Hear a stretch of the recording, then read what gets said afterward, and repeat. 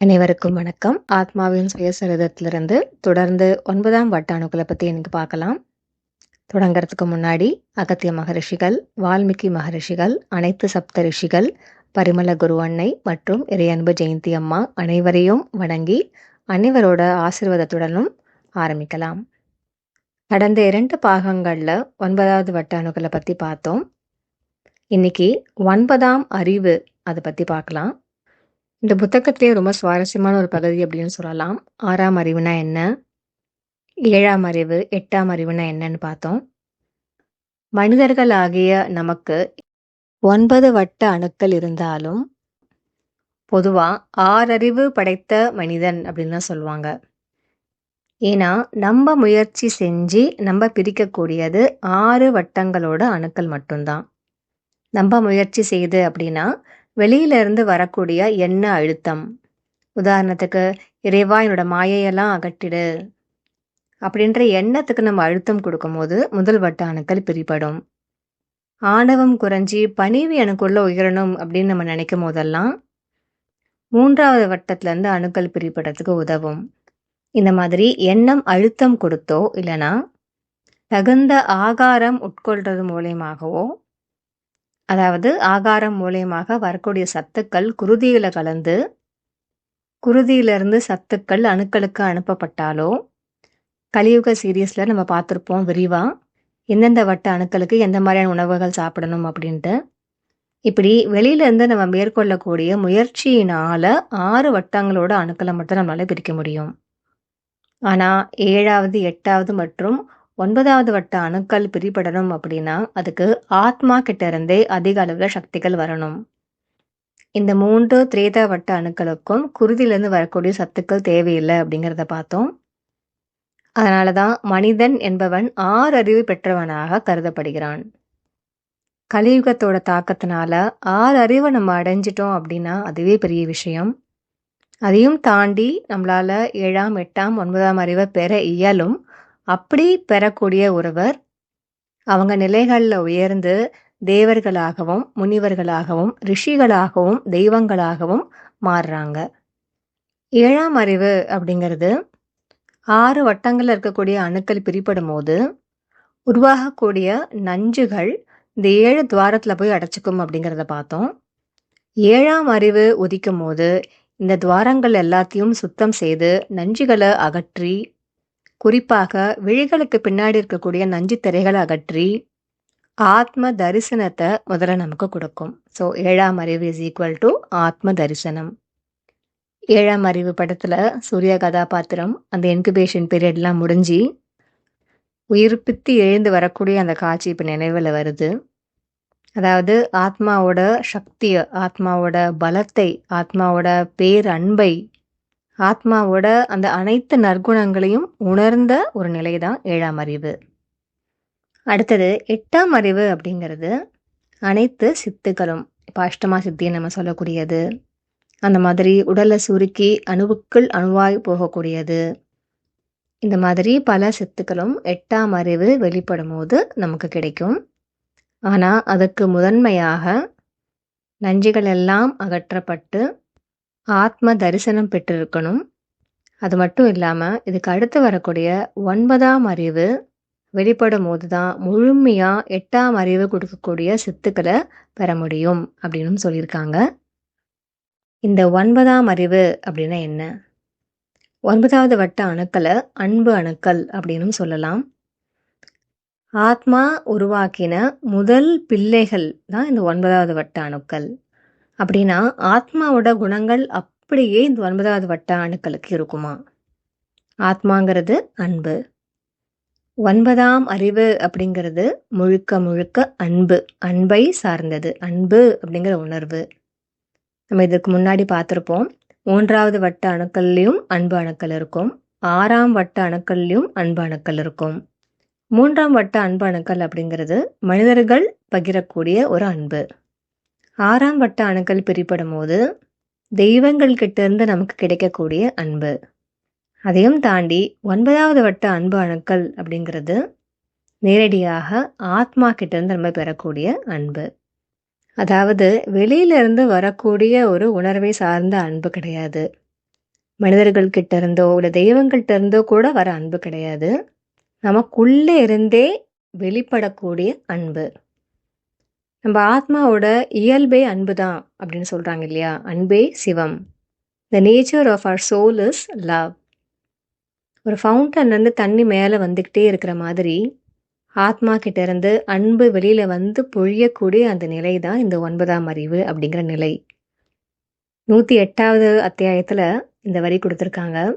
எவரையும் நோக்குங்கால் அன்பானது ஊற்றாக என்று வெளிவருகிறதோ அன்றே ஆத்மாவிற்கு விடுதலை. நம்மளோட ஆத்மா எப்படிப்பட்டது அப்படிங்கிற ஒரு ஆழமான புரிதலை இந்த வரி கொடுக்குது. பொதுவாக நம்மளோட இந்த ஆன்மீக பயணத்தில் நம்ம எந்த அளவுக்கு முன்னேற்றம் அடைஞ்சிருக்கோம் அப்படிங்கிறதுக்காக நமக்குள்ளே நம்ம சிலதெல்லாம் போட்டு வச்சிருக்கலாம். இந்த அளவுக்கு மூச்சை கட்டுப்படுத்தணும், இல்லை இந்த அளவுக்கு உணவு கட்டுப்பாடாகணும், எண்ணங்கள் குறையணும், ஆசைகள் பற்றுகள் துறக்கணும், உள் ஒளியை பார்க்கணும், குண்டலினி எழுகிறத உணரணும். இப்படி அங்கங்கே நம்ம நிறைய கேள்விப்படுறோம், படிக்கிறோம். ஆனால் இங்கே சிம்பிளாக ஒரே வரியில் கொடுத்துருக்காங்க. எந்த ஒரு உயிரை பார்த்தாலும் உள்ளே இருந்து அன்பு தன்னால் பொங்கி வழியணும். அதுதான் ஆத்மாவுக்கு விடுதலை கிடைக்கக்கூடிய ஒரு நிலை அப்படின்னு. ரொம்ப சிம்பிளான பட் ஆழமான ஒரு வரி அப்படிங்கிறதுனால இதை போஸ்டாக ஷேர் பண்ணியிருந்தப்போ சேனலில், நம்ம சேனலில் அன்பர் ஒரு அம்மா கமெண்ட் பண்ணியிருந்தாங்க, என்று ஆவேன் இப்படி அப்படின்னு. இந்த ஏக்கம், அன்பாவாகவே நம்ம மாறிடணும் அப்படிங்கிற அந்த ஏக்கம், இதுதான் இந்த புத்தகம் ஆத்மாவின் சுயசரிதம். தூங்கிட்டு இருக்க நம்மளை தட்டி எழுப்பி வந்து சேர்ற வழியை பாரு அப்படின்னு சொல்லாமல் சொல்லக்கூடிய ஒரு விஷயம். எனக்குள்ள ஒரு மிகப்பெரிய மாற்றத்தை கொடுத்த இன்னொரு புத்தகம் பரமஹன்ச யோகானந்தரோட என் ஆட்டோபயோகிராஃபி ஆஃப் யோகி, ஒரு யோகியின் சுயசரிதம். இறைவன் மீது அன்பு, பக்தி, சரணாகதம், இதை எனக்குள்ள தட்டி எழுப்பினது யோகானந்தரோட வரிகள் அப்படின்னு சொல்லலாம். ஆனால் இந்த கடவுள் வெளியில் வேற எங்கேயும் இல்லை, உனக்குள்ளே இருக்கக்கூடிய அந்த ஆன்மா அப்படின்னு தட்டி எழுப்பினது இந்த புத்தகம் ஆத்மாவின் சுயசரிதம். ஸோ 9வது அறிவு அப்படிங்கிறது ஒன்று, இந்த அன்பு ஊற்றாய் வெளிப்படுவது. இன்னொன்று, நவகிரகங்களை ஆளும் தன்மை. நவகிரகங்கள் அவங்க ஒவ்வொருத்தரும் ஆற்றக்கூடிய செயல்கள், இதை பற்றி நம்ம நிறையாவே நமக்கு தெரிஞ்சிருக்கோம். இது வெளியில் நவகிரகங்களாக இருந்து அவங்க செய்யக்கூடியது. இதுக்கு நிகராக நம்மளோட உள்மொழியில் நடக்கக்கூடியது சூரியன் அப்படிங்கிறது நம்ம மையத்தில் இருக்கக்கூடிய ஆத்ம அணுவாகவும், சூரியனை சுற்றி வரக்கூடிய நவகிரகங்கள் இந்த 9 வட்டத்தில் இருக்கக்கூடிய அணுக்கள். நம்மளோட ஜாதக ரீதியாகவோ, தசாபுத்தி ரீதியாகவோ, இல்லை கோச்சார பலன்கள் ரீதியாகவோ, நம்ம வாழ்க்கையில் நடக்கக்கூடிய நல்லது கெட்டது இது எல்லாமே உள்ள குறிக்கக்கூடியது. ஒவ்வொரு வட்டங்கள்லையும் எத்தனை நல்ல அணுக்கள் பிரிஞ்சிருக்கு, எத்தனை தீய அணுக்கள் உறங்கிட்டு இருக்கு அப்படிங்கிறத.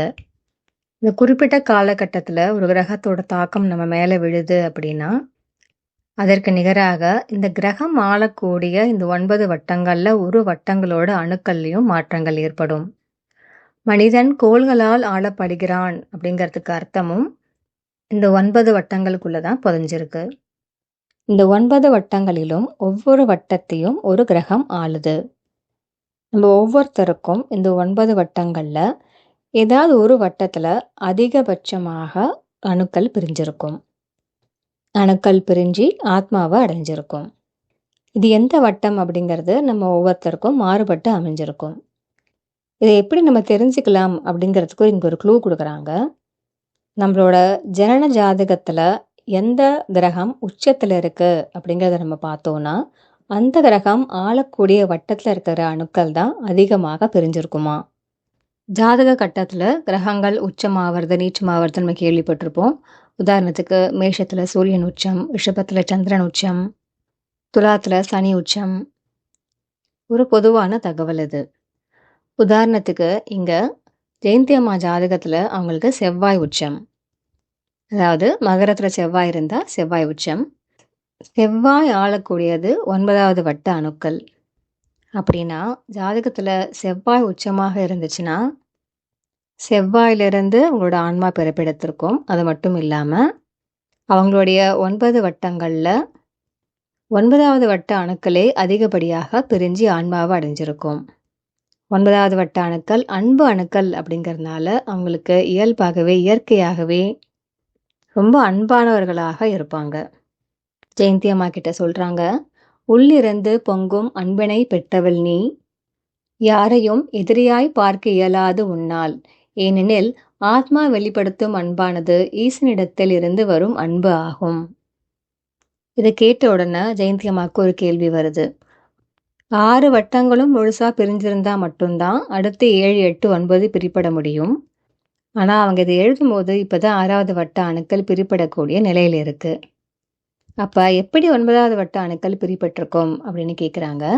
அதுக்கு வால்மீகி மகரிஷிகள் சொல்றாங்க, ஒரு விகிதாச்சார அளவில் பெர்சன்டேஜ் வைஸ் ஒவ்வொரு வட்டத்திலிருந்தும் ஒரு குறிப்பிட்ட சதவிகிதம் அணுக்கள் பிரிஞ்சு வந்துருச்சு அப்படின்னா அதுக்கு இணையாக இந்த 9வது வட்டத்துல ஒரு அன்பு அணு பிரியுமா. 9வது வட்டத்துல குறைவான எண்ணிக்கையுடைய அணுக்களே இருக்கும். அது மட்டும் இல்லாம இடையில் ரொம்ப மிகுந்த அணுக்களாக இருக்கும் இங்க. அதனால 9வது வட்டத்துல ஒரு அணு பிரிப்பட்டு ஆத்மாவை அடைஞ்சிருச்சு அப்படின்னா கூட ஆத்மாவோட எடை கூடிடும். அதனால மற்ற வட்டங்கள்ல 1 கோடி அணுக்கள் பிரிபடுவதும் 9வது வட்டத்துல ஒரே ஒரு அணு பிரிபடுவதும் சமமான நிகழ்வு. 115வது அத்தியாயத்துல மறுபடியும் கொடுத்துருக்காங்க, எந்த கோளோட மையத்திலிருந்து நம்ம வந்தோமோ அந்த கோள் உச்சமா இருக்க சமயத்துல மட்டும்தான் நம்ம பூமியில பிறப்பெடுப்போமா. ஒவ்வொரு பிறவியிலையும் மீண்டும் மீண்டும் நம்ம ஒரே நட்சத்திரத்துல தான் பிறப்போமா. நம்ம வந்த கோள் உச்சமா இருக்க அந்த சமயத்துல மட்டும்தான் ஒவ்வொரு பிறவியிலும் நம்ம பிறப்பெடுப்போமா. இதை பத்தி முழுமையா நம்ம அறிஞ்சுக்கிறதுக்கு ஆத்மாவை உணருங்கள் அப்படின்னு சொல்லியிருக்காங்க. மற்ற வட்டங்கள் ஆளக்கூடிய கோள்கள்லாம் எது, ஜாதகத்துல ஒருத்தருக்கு எந்த கிரகமுமே உச்சமாகவே இல்லை, இல்லை 2-3 கிரகங்கள் உச்சமாக இருக்கு அப்படின்னா என்ன அர்த்தம் அப்படிங்கிற கேள்விகளுக்கு எனக்கும் இப்போதைக்கு பதில் தெரியாது. வேற ஏதாவது புத்தகத்துல வேற ஏதாவது பகுதியில் இருக்கா அப்படின்னு இப்போ எனக்கு தெரியாது. உங்களுக்கு தெரிஞ்சிருந்துச்சுன்னா அன்போடு கமெண்ட் செக்ஷனில் ஷேர் பண்ணுங்க, எல்லாருமே தெரிஞ்சுக்கலாம். ஆனால் புத்தக கண்ணோட்டத்துல இருந்து புத்தகத்தில் வலியுறுத்தி இருக்கிறது உங்களோட ஆன்மாவை முதல்ல உணருங்க. உங்கள் ஆன்மாவே உங்களுக்கு உணர்த்திடும். எந்த கேள்வியாக இருந்தாலும் நம்மளோட ஆன்மாவே நமக்கு ஒவ்வொரு தினமும் பதில் அளிக்குமா. அதனால பிறப்பு பற்றின இந்த தகவல்களையும் ஆன்மாக்கிட்டவே கேட்டு தெரிஞ்சுக்கோங்க அப்படின்னு சொல்றாங்க. அடுத்த பதிவுல இருந்து மிக உன்னதமான 10ஆம் வட்ட அணுக்களை பற்றி பார்க்கலாம். தொடர்ந்து பயணிக்கலாம். இயற்கையை தேடி நம் பயணங்கள் அனைத்தும் இனிதாக அமைய வாழ்த்துக்கள். நன்றி, வணக்கம்.